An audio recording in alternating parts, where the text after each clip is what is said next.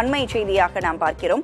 தலைமை தேர்தல் ஆணையர் நியமனம் தொடர்பாக உச்சநீதிமன்றத்தில் மூத்த வழக்கறிஞர் பிரசாந்த் பூஷன் முறையீடு செய்திருக்கிறார். இந்த நிலையில் வழக்கு நாளை விசாரிக்கப்பட உள்ள நிலையில் ஜனநாயகத்தை கேலி குத்தாக்கும் வகையில் நியமனம் என்று புகார் கூறப்பட்டிருக்கிறது. அண்மை செய்தியாக நாம் பார்க்கிறோம். உச்சநீதிமன்றத்தில் மூத்த வழக்கறிஞர் வழக்கை முறையீடு செய்திருக்கிறார். தலைமை தேர்தல் ஆணையர் நியமனம் தொடர்பாக இந்த முறையீடு செய்யப்பட்டிருக்கிறது. வழக்கு நாளை விசாரிக்கப்பட உள்ள நிலையில் ஜனநாயகத்தை கேலிக்குத்தாக்கும் வகையில் நியமனம் என்று புகார் கூறப்பட்டிருக்கிறது. கூடுதல் விவரங்களோடு நமது செய்தியாளர் ராஜீவ் நம்மோடு இணைந்திருக்கிறார். ராஜீவ், தலைமை தேர்தல் ஆணையர் நியமனம் தொடர்பாக உச்சநீதிமன்றத்தில் மூத்த வழக்கறிஞர் முறையீடு செய்திருக்கிறார். வழக்கு நாளைக்கு விசாரிக்கப்பட உள்ள நிலையில ஜனநாயகத்தை கேலி குத்தாக்கும் வகையில நியமனம் அப்படின்னு ஒரு புகார் தெரிவிக்கப்பட்டிருக்கிறது. அந்த புகார் குறித்து விரிவான தகவல்களை பகிர்ந்து கொள்ளுங்கள்.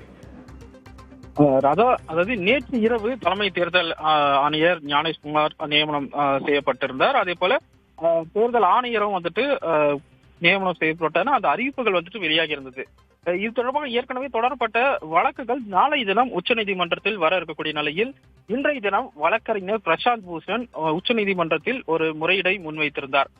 இந்த வழக்கை பொறுத்தவரை அந்த நாளை தினம் பட்டியல் இருக்கக்கூடிய நிலையில ஜனநாயகத்தின் கேலி குத்தாக்கும் வகையில் மத்திய அரசு புதிய தேர்தல் ஆணையரை நியமனம் செய்துள்ளதாகவும் அவர் குற்றம் சாட்டியிருந்தார்.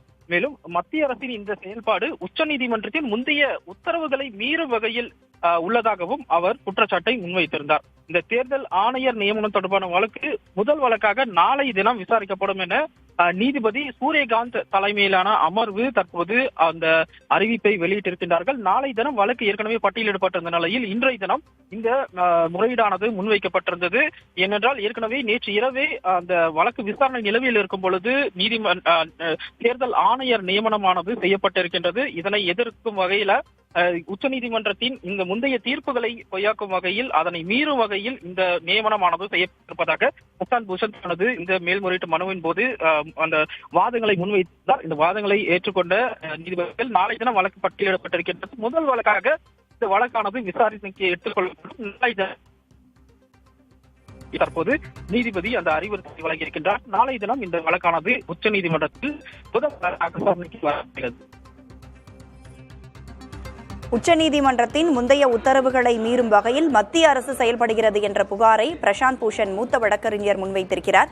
தேர்தல் ஆணையர்கள் நியமனம் தொடர்பான வழக்கை நாளை விசாரிப்பதாக நீதிபதிகளும் உறுதிபட கூறியிருக்கின்றனர். தகவல்களை வழங்கியமைக்கு நன்றி ராஜீவ்.